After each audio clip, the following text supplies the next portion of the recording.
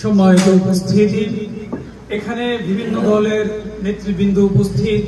আলোচনা কেউ করেছেন, কেউ সময় হয়তো পাননি, অনেককে সময় দেওয়ার প্রয়োজন ছিল। সময়ের সংক্ষিপ্ততায় আমরা পেরে উঠছি না, কারণ হুজুরদের ব্যস্ততা সম্পর্কে আমরা জানি। তো হযরত যে কথাগুলো বলতেছিলেন, এই কথাগুলো আল্লাহ তাআলা আমাদের পাথেয় করেন। হুজুর আমাদের শিক্ষা দিয়ে গিয়েছেন, আল্লামা মামুনুল হক সাহেবের উপর যে জুলুম নির্যাতন করা হয়েছে, এই জুলুম নির্যাতন আগামী দিনে আল্লাহ তাআলা আমাদেরকে জুলুমের বিরুদ্ধে লড়াইয়ের সৈনিক হিসেবে কবুল করেন। আমি সাথী ও বন্ধুগণ, আমি বলতে চাই, যেদিন আমরা দেখতে পেয়েছিলাম মিডিয়ার জগতে খালেদ সাইফুল্লাহ আইভী সাহেবের হাতের সেই দুর্লভ অবস্থা, মামুনুল হক সাহেবদের কারাগারের মধ্যে নারায়ে তাকবীরের স্লোগান, সেদিন আমাদের হৃদয়ে প্রকম্পন সৃষ্টি হয়েছিল। তাহাজ্জুদের জায়নামাজে এদেশের আলেম সমাজ, মায়েরা, বোনেরা নয়ন যুগলের বাড়িতে বক্ষ সিক্ত করেছিল, কথা ঠিক কিনা? আজকে হাসিনাকে বলতে চাই, ভারতে বসে দেখো, তোমরা যাদের ইজ্জত আবরু নিয়ে টানাটানি করেছিলে, তোমরা যাদেরকে জাতি থেকে বিচ্ছিন্ন করে দিতে চেয়েছিলে, আজকে তারা নবীজির দেশের মাটিতে প্রোগ্রাম করছে। সংগ্রামী সাথী ও বন্ধুগণ, আর নয় কাল বিলম্ব, এ পর্যায়ে আমাদের সম্মুখে গুরুত্বপূর্ণ আলোচনা নিয়ে আসছেন দক্ষিণ এশিয়ার হাদিস শাস্ত্রের প্রাণ পুরুষ, বাংলার আলেম কুল শিরোমণি, ঐতিহাসিক বাবরি মসজিদ লং মার্চের সফল নেতা, তাগুদের বিরুদ্ধে আন্দোলনের অগ্র সৈনিক, বিপ্লব প্রিয় লক্ষ তরুণের হৃদয়ের স্পন্দন, সময়ের সাহসী সন্তান, ঐতিহ্যবাহী ইসলামী বিদ্যাপীঠ জামিয়া রহমানিয়া আরাবিয়ার সুনামধন্য প্রতিষ্ঠাতা শাইখুল হাদিস আল্লামা আজিজুল হক রাহমাতুল্লাহি আলাইহির সুযোগ্য উত্তরসূরি শাইখুল হাদিস ইবনে শাইখুল হাদিস আমিরে মজলিস আল্লামা মামুনুল হক হযরতকে তার গুরুত্বপূর্ণ আলোচনা এ জাতির রাহবরদের সম্মুখে উপস্থাপনের নিমিত্তে বিনীত অনুরোধ করছি।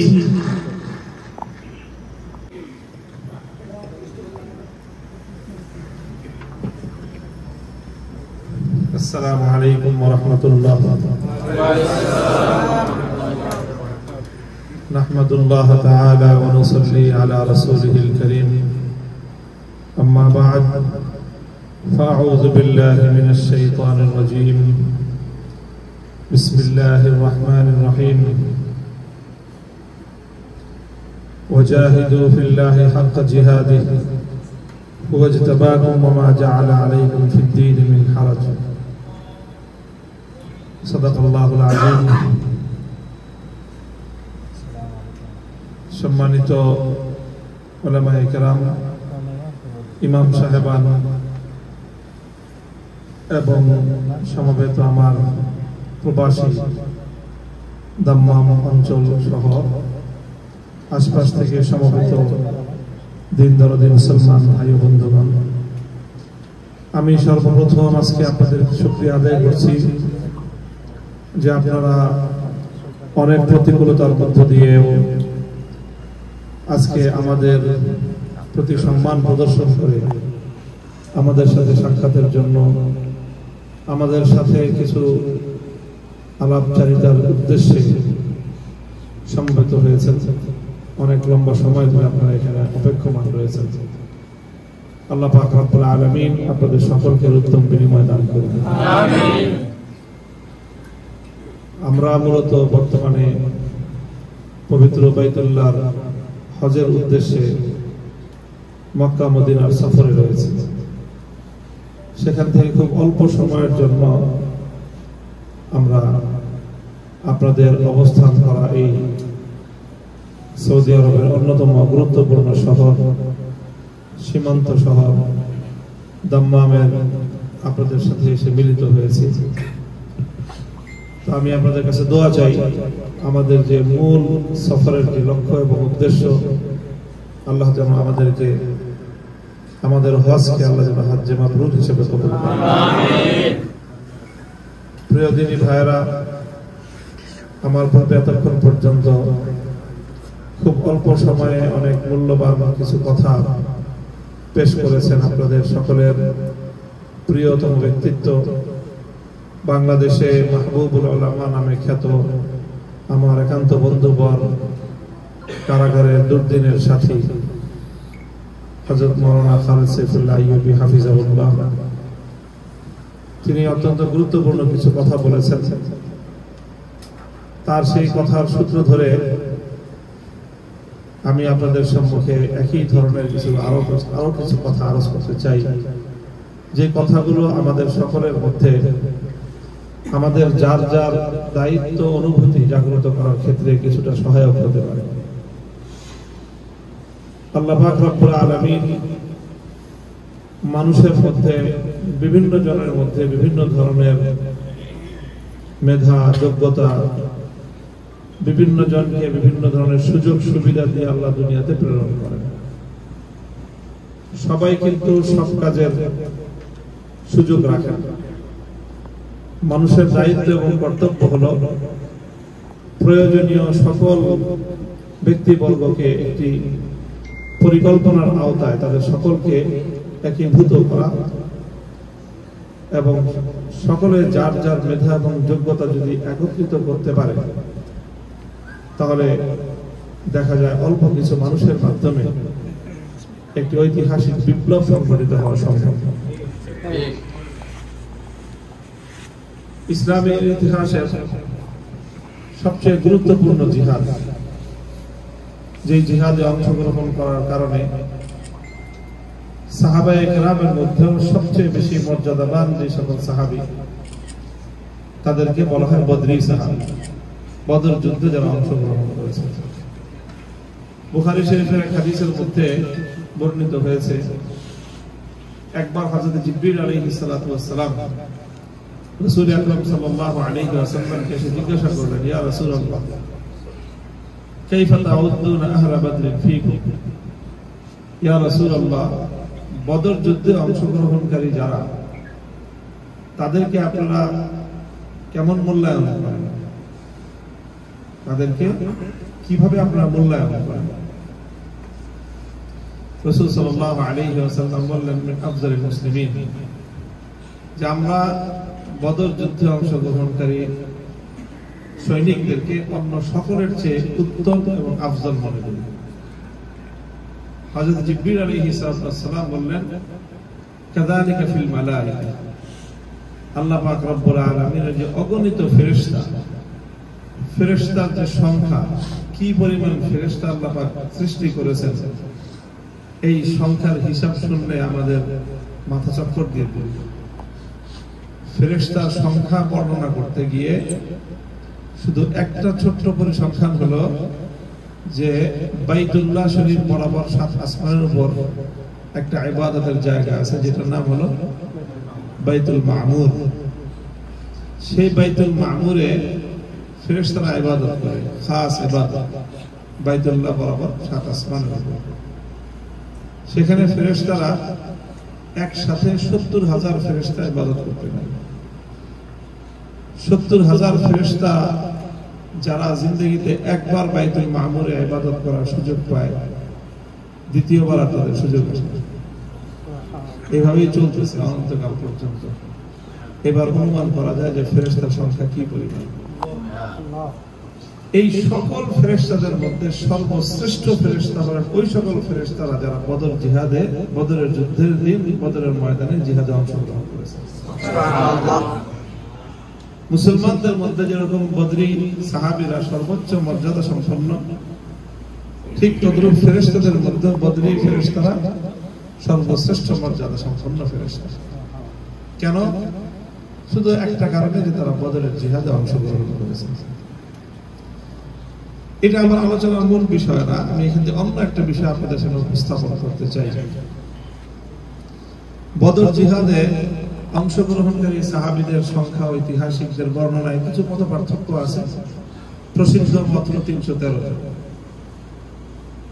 কিন্তু 313 জনের সবাই কিন্তু জিহাদের ময়দানে অংশগ্রহণ করে নাই, সরাসরি যুদ্ধে অংশগ্রহণ করে নাই। 8জন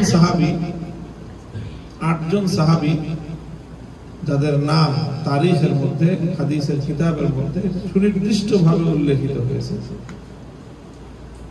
যেমন হযরত সাঈদ ইবনে যায়েদ, তারপরে হযরত তালহা রাদিয়াল্লাহু আনহু, হযরত ওসমান বিন আফফান রাদিয়াল্লাহু আনহু, এই তিনজন হলো মিনাল আশরাতিল মুবাশশারা। তারপরে হযরত আবু লুবাবা ইবনে আব্দুল মুনজির রাদিয়াল্লাহু তাআলা আনহু, এরকম সহ সর্বমোট 8জন সাহাবী যারা বদরের জিহাদে অংশগ্রহণ করেন। হযরত ওসমান রাদিয়াল্লাহু তাআলা আনহু, ওনার সম্পর্কে তারিখের মধ্যে, ইতিহাসের মধ্যে অনেক আলোচনা হয়। যে কয়েকজন সাহাবীকে নিয়ে ইতিহাসে অনেক বেশি ধরনের বিভিন্ন রকমের আলোচনা, তার মধ্যে হযরত ওসমান রাদিয়াল্লাহু তাআলা আনহু অন্যতম।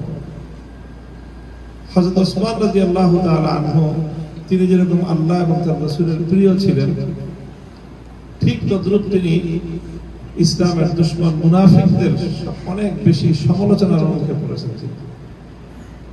একেবারে সেই সাহাবীদের যুগ থেকেই একদল মানুষ হযরত ওসমান রাদিয়াল্লাহু তাআলা আনহুর সমালোচনা করে।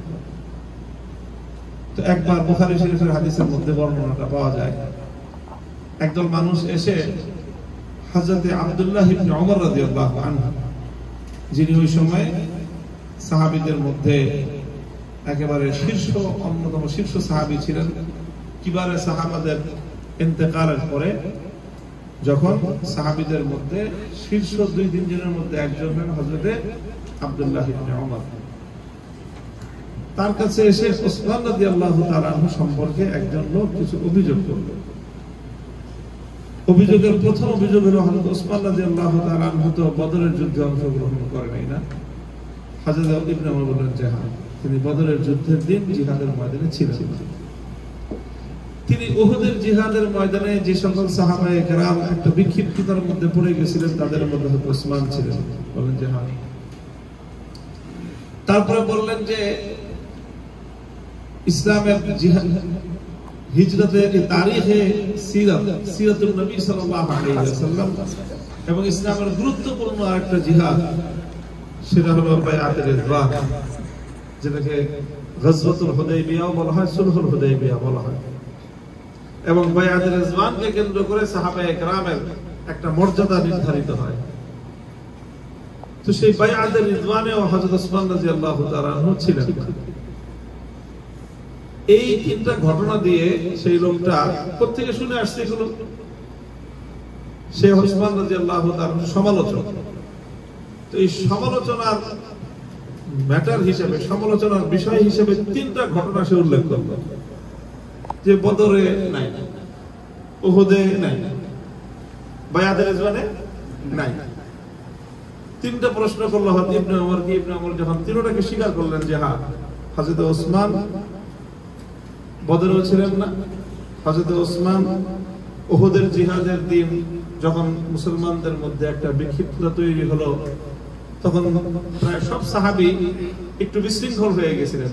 যখন কাফেরদের পক্ষ থেকে রুমাত সেই তীরন্দাজ বাহিনীর উপর চূড়ান্ত আক্রমণটা হলো, পরবর্তীতে আবার সাহাবায়ে কেরাম সংঘবদ্ধ হয়ে গিয়েছিলেন। তো ওই সময়টা বিক্ষিপ্ততার মধ্যে হযরত ওসমান রাদিয়াল্লাহু তাআলা আনহু পড়ে গিয়েছিলেন, আর বায়াতে রিদওয়ানের মধ্যে হযরত ওসমান রাদিয়াল্লাহু তাআলা আনহু ছিলেন। তিনটার কথা যখন হযরত ইবনে ওমর স্বীকার করলেন যে হ্যাঁ, ঘটনা এরকমই, তো লোকটা খুব খুশি হয়ে গেল যে ইবনে ওমরের কাছ থেকে সমর্থন পেয়ে গেছে ওসমান রাদিয়াল্লাহু তাআলা আনহুর বিরুদ্ধে অভিযোগের পক্ষে। সে আল্লাহু আকবার বলে উঠছে। যেটা দেখা যায় যে আমি যে ওসমান রাদিয়াল্লাহু আনহু সমালোচনা করি, ঘটনাগুলি কি আছে? ঠিক আছে। হযরত ইবনে ওমর রাদিয়াল্লাহু আনহু এতক্ষণ পর্যন্ত কিছু বলেন নাই, খালি সে প্রশ্ন করছে আর উনি বলছেন যে হ্যাঁ ঠিক আছে, বদরে ছিলেন না, ঠিক আছে, উহুদে বিক্ষিপ্ততার মধ্যে পড়ে গেছিলেন, ঠিক আছে, বায়াতে রিদওয়ানও তিনি ছিলেন না, ঠিক আছে। লোকটা যখন এই 3টা ঠিক আছে বলে শুনে সে উৎফুল্ল হয়ে গেল এবং আল্লাহু আকবার বলল, তখন হযরত ইবনে ওমর বললেন তাআল লিউবাইয়িন লাক, তুমি খালি এতক্ষণ পর্যন্ত শুনে আসছো, জেনে আসছো যে উনি ছিলেন না, এবার আমি তোমাকে বর্ণনা করি, এর ব্যাখ্যা দেই যে ওসমান রাদিয়াল্লাহু তাআলা যে ছিলেন না এর ব্যাখ্যাটা কি, না থাকার ব্যাখ্যা কি, এর অর্থ কি। তিনি বদর যুদ্ধে তিনি ছিলেন না, ওসমান রাদিয়াল্লাহু তাআলা কেন ছিলেন না? তিনি বদরের যুদ্ধে 313 জন কাফেলা নিয়ে যখন আল্লাহ নবী মদিনা থেকে রওনা হন, ওসমান রাদিয়াল্লাহু তাআলা সেই কাফেলায় ছিলেন। কাফেলা রওনা হয়েছে, তিনি সেখানে ছিলেন। পথিমধ্যে রাসূল সাল্লাল্লাহু আলাইহি ওয়াসাল্লাম হযরত ওসমানকে বললেন যে তুমি বাড়িতে ফিরে যাও, আমার মেয়ে তোমার স্ত্রী অসুস্থ, রুকাইয়া রাদিয়াল্লাহু আনহা, তিনি অসুস্থ, তুমি যাও। তুমি যদি না যাও তাহলে আমার মেয়ের সেবা শুশ্রূষা করার জন্য আমাকে থাকতে হবে, তুমি আমার পক্ষ থেকে আমার মেয়ের সেবার দায়িত্বে তুমি থাকো, কাজেই তুমি থাকো। এবং তিনি থাকলেন, জিহাদে অংশগ্রহণ করেন নাই, অথচ তিনি যোদ্ধাদের দলের মধ্যে ছিলেন। বদর জিহাদের শেষ যখন হয়ে গেল, যুদ্ধ শেষে যখন বদরীদের তালিকা পূর্ণ করা হলো, তালিকা ফাইনাল করা হলো, এবং সকল বদর যুদ্ধে অংশগ্রহণকারীদের মধ্যে গনিমতের মাল যখন তাকসিম করা হলো, রাসূল সাল্লাল্লাহু আলাইহি ওয়াসাল্লাম নিজে যে সকল সাহাবীদের নাম উল্লেখ করে অন্তর্ভুক্ত করলেন, তাদের মধ্যে হযরত ওসমান রাদিয়াল্লাহু তাআলার নাম আছে। সুবহানাল্লাহ। এবং হুজুর বললেন ইন্না লাকা আজরা রাজুলিন মিম্মান শাহিদা বদরান ওয়া সাহমাহু, হুজুর বলেন ওসমান বদরের যোদ্ধা হিসেবে, বদরি হিসেবে আল্লাহ এবং তার রাসূলের কাছে সে স্বীকৃত। সুতরাং বদর যুদ্ধে অংশগ্রহণ করার যে সওয়াব সেটাও ওসমান পাবে, এবং বদর যুদ্ধে অংশগ্রহণ করার বিজয়ীদের মধ্যে যে গনিমত, সেই গনিমতের একটা অংশ ওসমান পাবে। সুবহানাল্লাহ। অর্থাৎ দুনিয়ার ফায়দা হলো জিহাদে বিজয়ী হলে গনিমত পাওয়া যায়, আর পরকালীন ফায়দা হলো সওয়াব পাওয়া যায়। ওসমান রাদিয়াল্লাহু তাআলা বদরের দুইটাই পেয়েছেন। সুবহানাল্লাহ। উহুদের জিহাদ সম্পর্কে তোমার ব্যাখ্যা হলো, দেখো উহুদ জিহাদ সম্পর্কে সাহাবীদের পক্ষ থেকে একটা ভুল হয়ে গেছে, সেই ভুল সম্পর্কে স্বয়ং আল্লাহর কোরআন ঘটনার আলোচনা করে শেষে বলছে ওয়ালাকাদ আল্লাহু আনহু, যে ঘটনা শেষ, আল্লাহ পাক এই সব ঘটনা আলোচনা করে সমস্ত সাহাবীদেরকে উহুদের জিহাদের ভুলের জন্য আল্লাহ ক্ষমা ঘোষণা করলেন। ফাআনতুম তাকরাহুনা আন তা'ফু আনহু, আল্লাহ ক্ষমা ঘোষণা করছেন, অথচ তোমরা কিছু মানুষ সেই আল্লাহর পক্ষ থেকে ঘোষিত ক্ষমার পরেও তোমরা আল্লাহর নবীর প্রিয় সাহাবীদেরকে সমালোচনার পাত্রে পরিণত করো, এটা তোমাদের অন্যায় এবং তোমাদের অপরাধ। 3 নম্বর ঘটনাটা আরো ইন্টারেস্টিং। হযরত ইবনে ওমর বললেন যে তোমরা শুধু এটুকু মুখস্থ করে আসছো যে বায়াতে রিজওয়ানে ওসমান ছিলেন না, কিন্তু বায়াতে রিজওয়ানে হযরত ওসমান রাদিয়াল্লাহু তাআলা না থাকাটা এটা ওনার সমালোচনার বিষয় নয়, বরং বায়াতে রিজওয়ানে হযরত ওসমান রাদিয়াল্লাহু তাআলা অনুপস্থিত থাকাটা এটা ওনার জীবনের সবচেয়ে বড় গৌরবোজ্জ্বল অধ্যায়। কেন বায়াতে রিজওয়ান হয়েছিল? আল্লাহর নবী মক্কাওয়ালাদের সঙ্গে আলোচনা করার জন্য প্রস্তাব দিয়েছেন হযরত ওমরকে, বলছেন যে ওমর তুমি যাও, আমরা তো যুদ্ধ করতে আসি নাই, আমরা আসছি উমরা করতে, মক্কাওয়ালারা যেন আমাদেরকে মাথা না দেয়। হযরত ওমর নবীকে জিজ্ঞাসা করছেন যে হুজুর আসলে আপনি কি চান? আপনি কি গন্ডগোল বাজাইতে চান, আসলে গন্ডগোল ছাড়া উমরা করতে চান? কোনটা আসলে আপনার উদ্দেশ্য? হুজুর বললেন যে আমার তো আসলে উদ্দেশ্য এই সফরে যুদ্ধ করা হয়, আমরা ইহরাম পরে আসছি, উমরা করবো, কাজে তুমি যে আলোচনা করো। তখন হযরত ওমর বললেন যে হুজুর আমারে পাঠাইলে আলোচনা হবে না, গন্ডগোল হবে, পারবে না, আমি ওরা সহ্য করতে পারি না, আমারে দেখলে ওরা সহ্য করতে পারবে না, কাজে গন্ডগোল যদি পাঠাইতে চান আমারে পাঠান। তো গন্ডগোল যেখানে নাই সেটাও দেখবেন যে কাফেরদের সঙ্গে গন্ডগোলটা বাদ দিয়ে ভালো। আর যেহেতু আপনি বলতেছেন যে উদ্দেশ্য হলো তাদের সাথে আলোচনার মাধ্যমে উমরা পর্যন্ত পৌঁছা সমাধান চান, তাহলে আমি বলবো যে ওসমানের চেয়ে মক্কার মাটিতে বেশি সম্মানজনক দ্বিতীয় কোনো ব্যক্তি আপনার কাছে নেই। আপনি হযরত ওসমানকে পাঠান, ওসমানের সামনে পুরো মক্কাওয়ালারা তার সম্মান এবং তার মর্যাদার সামনে তারা মাথা নত করে দেবে। তখন রাসূল সাল্লাল্লাহু আলাইহি ওয়াসাল্লাম বলেন হ্যাঁ তুমি ঠিক বলছো। তখন হযরত ওসমানকে হুজুর পাঠালেন, যাও ওসমান তুমি গিয়ে তাদের সাথে আলোচনা করো। হযরত ওসমান রাদিয়াল্লাহু তাআলা আল্লাহর নবীর পক্ষ থেকে দূত হিসেবে মক্কায় গেলেন। মক্কাওয়ালারা হযরত ওসমান রাদিয়াল্লাহু তাআলা আনহুকে এতটাই সম্মান করলো, ওই যুগেও তারা বলল যে ওসমান তুমি আসছো, তোমাকে আমরা সম্মান করতে পারবো না, তুমি যদি তওয়াফ করতে চাও, উমরা করতে চাও, নির্বিঘ্নে তুমি উমরা করে যাও, আমরা তোমাকে বাধা দেব না।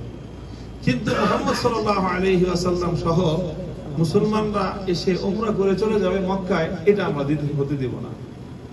কারণ তাহলে দুনিয়াতে ছড়ায় পড়বে খবর সারা আরবে যে মুহাম্মদ সাল্লাল্লাহু আলাইহি ওয়াসাল্লাম মক্কা বিজয় করে ফেলেছে। এই জন্য আমরা উমরা করতে দিব না। যাই হোক, ঘটনা লম্বা। হযরত ওসমান রাদিয়াল্লাহু তাআলা বললেন যে না, আমি তো নিজে একা উমরা করতে আসিনি, আমি আল্লাহর নবীর পক্ষ থেকে দূত হিসেবে আসছি তোমাদের সাথে আলোচনা করার জন্য। এর মধ্যে ঘটনার এক পর্যায়ে মক্কাওয়ালারা হযরত ওসমান রাদিয়াল্লাহু তাআলা আমাকে আটকায় দিল, ওনাকে আর আসতে দিল না। ঘটনা লম্বা, আমি আলোচনা করতেছি। আটকায় দিল ওনাকে যখন আটকায় দেওয়া হলো, একটা গুজব ছড়ায় পড়লো যে কুতিলা ওসমান রাদিয়াল্লাহু তাআলা শহীদ করে দেওয়া হয়েছে। তখন রাসূল সাল্লাল্লাহু আলাইহি ওয়াসাল্লাম ওই ঘটনার প্রেক্ষিতে বলেছিলেন, আজকে ওসমানের হত্যার বদলা না নিয়ে আমি মুহাম্মদুর রাসূলুল্লাহ জমিন থেকে বদলা নেব। ওসমানের হত্যার বদলা নিতে গিয়ে যদি আমাদের প্রত্যেককে শহীদ হতে হয়, আমরা সকলে রক্ত দিব, জীবন দিব, কিন্তু ওসমানের হত্যার বদলা না নিয়ে এখান থেকে ফিরবো না। আমার পক্ষ থেকে প্রেরিত দূত ওসমানকে তারা শহীদ করে দিয়েছে।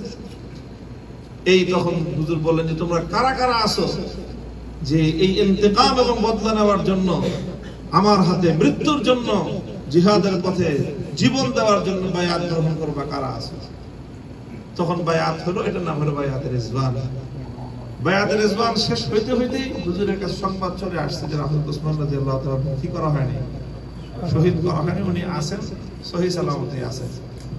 বায়াত হয়ে যাচ্ছে, ওসমান হায়াতে আছেন। এই সংবাদ জানার পরে হুজুর সাল্লাল্লাহু আলাইহি ওয়াসাল্লাম তখন বায়াতের শেষ পর্যায়ে হুজুর সকলের কাছ থেকে তো ডান হাতে বায়াত নিচ্ছিলেন, হুজুরের বাম হাতটা খালি ছিল। তখন হুজুর নিজে নিজের বাম হাতকে ডান হাতের উপর রেখে হুজুর নিজে বললেন যে হাযিহি লি ওসমান, এই বায়াতটা আমি মুহাম্মদুর রাসূলুল্লাহর হাত থেকে আমার হাতে ওসমানের পক্ষ থেকে বায়াত নিলাম। সুবহানাল্লাহ। হযরত ইবনে ওমর বলেন, ফাশিমাল রাসূলুল্লাহ সাল্লাল্লাহু আলাইহি ওয়াসাল্লাম খায়রুম মিন ইয়ামিনি, আমি ইবনে ওমরও বায়াত নিয়েছি, আমি আমার ডান হাত দিয়ে বায়াত নিয়েছি, আর ওসমানও বায়াত নিয়েছেন। তবে ওসমান রাদিয়াল্লাহু আনহু নিজের হাতে বায়াত নেন নাই, হযরত ওসমানের বায়াত হয়েছিল আল্লাহর নবীর হাতে। সুবহানাল্লাহ। এক হাত ছিল নবীর হাত, নবীজির আরেকটা হাত ছিল ওসমানের হাত। হযরত ওমর ইবনে ওমর বলেন যে আমার মতো ইবনে ওমর বা আমাদের প্রত্যেক সাহাবীর নিজ নিজ ডান হাতের চেয়ে কারো পক্ষ থেকে যদি আল্লাহর নবী নিজ হাতে বায়াত গ্রহণ করে থাকেন, তবে নবীজির হাতটা আমাদের হাতের চেয়ে অনেক বেশি উত্তম ছিল। কাজী হযরত ওসমান রাদিয়াল্লাহু তাআলা শুধু বায়াত রিজওয়ানের অনুপস্থিত ছিলেন ব্যাপারটা এমন নয়, বরং বায়াত রিজওয়ানের মূল নায়ক ছিলেন ওসমান রাদিয়াল্লাহু আনহু। কিন্তু ইতিহাস এমন, যারা সমালোচনা করে তারা দেখেন সমালোচনা করতে করতে মানুষ কোন পর্যায়ে গিয়ে উপনীত হয়েছে যে বায়াতে রিজওয়ানে হযরত ওসমান ছিলেন না, এই ঘটনাটাকে ওসমান রাদিয়াল্লাহু তাআলার আয়েব হিসেবে, ওনার সমালোচনা হিসেবে তারা উপস্থাপন করে, উল্লেখ করে। যাই হোক, আল্লাহ পাক রব্বুল আলামিন ক্ষমা করুন, হযরত ওসমান রাদিয়াল্লাহু তাআলার মর্যাদা আল্লাহ পাক বুলন্দ করেছেন। আমি এই কথা অন্য একটা প্রসঙ্গ থেকে আলোচনা করলাম। ওসমান রাদিয়াল্লাহু তাআলা বায়াতে রিজওয়ানে ছিলেন না, কথা তো ঠিক, উনি উপস্থিত ছিলেন না। তিনি গজওয়ায়ে বদরেও তিনি শরীক ছিলেন না। কিন্তু বলেন, বদর যুদ্ধে হযরত ওসমান রাদিয়াল্লাহু তাআলা আনহুর উপস্থিত না থাকাটা, এটা কি ওনার জন্য কোনো দোষ না? এটাই ওনার জন্য কামাল, এটাই ওনার যোগ্যতা, এটাই ওনার বৈশিষ্ট্য এবং এটা ওনার ফজিলতের বিষয়। কারণ তিনি বদর যুদ্ধে অনুপস্থিত ছিলেন নিজের কোনো স্বার্থে নয়, নিজের কোনো ইচ্ছায় নয়, বরং আল্লাহর নবীর আনুগত্য করতে গিয়ে। নবীজি বলছেন, তুমি বাসায় থাকো, আমরা যুদ্ধ করতে যাই। কারণ তুমি যদি এখানে না থাকো, তাহলে আমার মেয়ের শুশ্রূষা করার জন্য, চিকিৎসা করার জন্য আমি নবীকে থাকতে হবে। আমি যদি এখানে থাকি, ইসলামের অনেক বড় ক্ষতি হয়ে যাবে, জিহাদের ক্ষতি হবে। বরং আমার পক্ষ থেকে তুমি এই কাজটা করো, তোমাকে বদর যোদ্ধাদের মধ্যে আমি শরীক করে নিব। এবং আল্লাহর নবী সেটা শরীক করে নিয়েছেন। ঠিক একই ভাবে বায়াতুল রিজওয়ানের মধ্যে আল্লাহর নবী হযরত ওসমান রাদিয়াল্লাহু তাআলা সেখানে সশরীরে অংশগ্রহণ করেন নাই। সশরীরে অংশগ্রহণ না করলে ওনার ভূমিকাটা এত বেশি ছিল বায়াতুল রিজওয়ানে যে স্বয়ং আল্লাহর নবী নিজের পক্ষ থেকে নিজের এক হাতকে নিজের হাত বানিয়ে আরেক হাতকে ওসমানের হাত বানিয়ে আল্লাহর নবী বায়াতের মধ্যে ওনাকে শামিল করেছেন। বলার উদ্দেশ্য হলো সব সময় সবাই সশরীরে সব জায়গায় উপস্থিত না থাকলেও অনেক মানুষ অনুপস্থিত থেকে এমন ভূমিকা রাখতে পারে যে ভূমিকা হাজারো উপস্থিত মানুষের ভূমিকার চেয়ে আরো বেশি উত্তম হয়ে যায়। এই হলো আমার কথার উদ্দেশ্য। সাম্প্রতিক আমাদের বাংলাদেশের ইতিহাসে যদি আমরা বলি, 5ই আগস্টের যে বিপ্লব হয়ে গেল, যেটাকে 36 জুলাই বিপ্লব বলি আমরা, জুলাই বিপ্লবে আমাদের বাংলাদেশের বিশেষ করে প্রবাসের মধ্যে সৌদি আরবের যারা, বাংলাদেশের সবচেয়ে বেশি প্রবাসী থাকে সৌদি আরবে সারা পৃথিবীর মধ্যে। সৌদি আরবের প্রবাসী ভাইয়েরা তারা বাংলাদেশে জুলাইয়ের বিপ্লবে সশরীরে ছিলেন না, কিন্তু সশরীরে না থেকে তারা অনুপস্থিত থেকেও এমন ভূমিকা পালন করেছেন, যে ভূমিকার কারণে এই জুলাই বিপ্লব যতদিন ইতিহাসের পাতায় সংরক্ষিত থাকবে ততদিন পর্যন্ত প্রবাসীদের, বিশেষ করে সৌদি আরবের প্রবাসীদের তাদের অবদান এবং তাদের কৃতিত্বের কথা ইতিহাসের মধ্যে লেখা থাকবে। এবং এই ঘটনাকে কেন্দ্র করে তাদের জন্য প্রবাসীদের নতুন একটা উপাধি আবিষ্কার হলো, রেমিটেন্স যোদ্ধা। এর আগ পর্যন্ত অনেক শব্দ উচ্চারণ হয়েছে, অনেক কথা বলা হয়েছে, কিন্তু রেমিটেন্স যোদ্ধার এই পরিভাষা জুলাই বিপ্লবকে কেন্দ্র করে বাংলাদেশে নতুন আবির্ভাব হয়েছে। আমি জানি না পৃথিবীর আর কোন জাতি তার প্রবাসীদেরকে রেমিটেন্স যোদ্ধা বলে আখ্যায়িত করে, ইতিপূর্বে বাংলাদেশেও হয় নাই, আর এরপরে পৃথিবীর অন্য কোন জাতি তার প্রবাসীদেরকে এইভাবে রেমিটেন্স যোদ্ধা বলে আখ্যায়িত করেছে বাংলাদেশের জুলাই বিপ্লবের আগে এই ঘটনার আমার অন্তত জানা নেই। অর্থাৎ ইতিহাস এভাবেই কিন্তু রচিত হয়।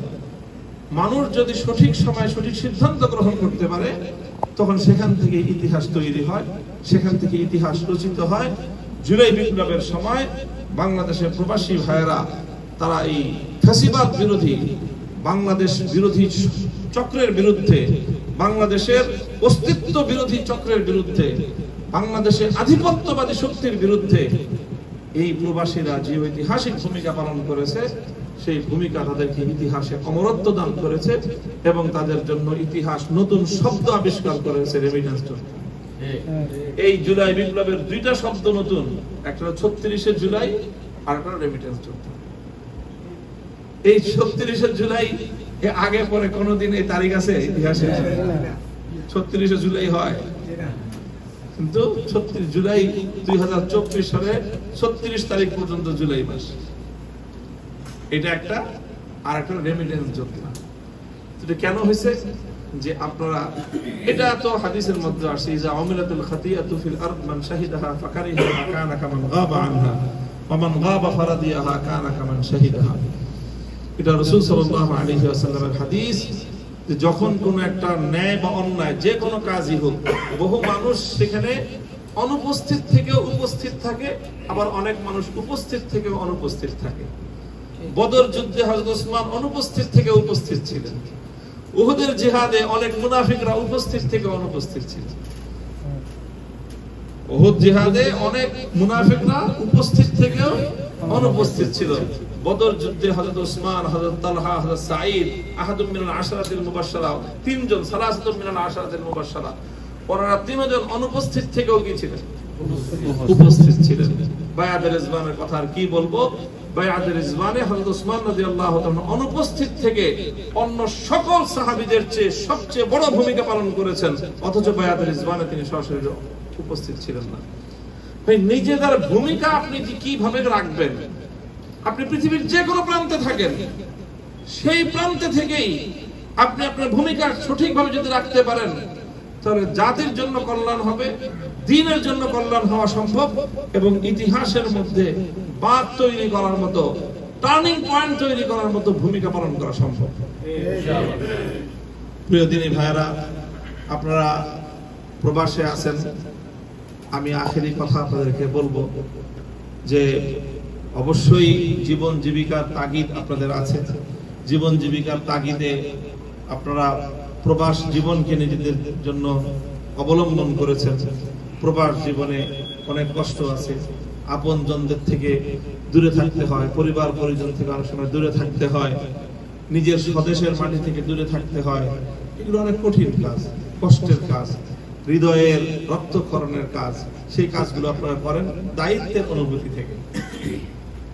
সেই জায়গায় দায়িত্বের অনুভূতি থেকে আপনাদের এই কাজগুলি করার কারণে আপনারা যেমনি ভাবে এই দায়িত্ব পালন করছেন, ঠিক সেই দায়িত্বের জায়গায় আমি আশা করব যে দেশে বাংলাদেশে ইসলামকে বিজয়ী করার জন্য, ইসলামকে প্রতিষ্ঠিত করার জন্য আপনারা আপনাদের সাধ্য অনুযায়ী ভূমিকাটা পালন করবেন ইনশাআল্লাহ। আপনারা চিন্তা করবেন যে কিভাবে আপনি ভূমিকা পালন করতে পারেন। ইনশাআল্লাহ আমরা যদি চিন্তা করেন, চেষ্টা করেন, রাস্তা আল্লাহ পাক খুলে দিবেন, পদ্ধতি আল্লাহ পাক তৈরি করে দিবেন। আল্লাহ পাক রব্বুল আলামিন আপনাদেরকে কবুল করেন, তৌফিক দান করেন।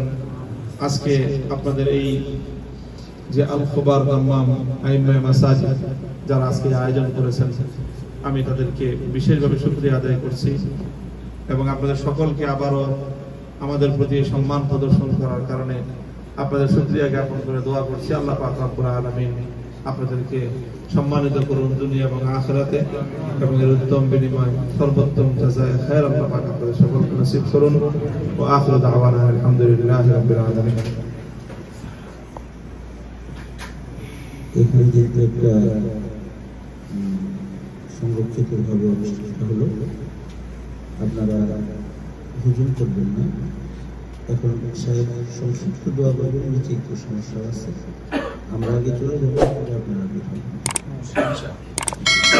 لنا شأننا كله ولا تكلنا إلى أنفسنا طرفة عين إله العالمين رب العالمين।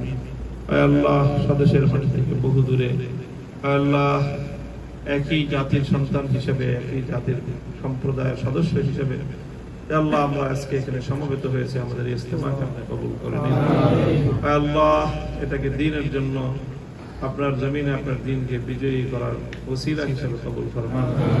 আল্লাহ প্রবাসে অনেক ধরনের সমস্যা সংকটের মধ্যে আমাদের ভাইয়েরা পতিত হয়ে থাকেন, আল্লাহ তাদের সকল মুশকিলাতকে আপনি আসান করে দিন।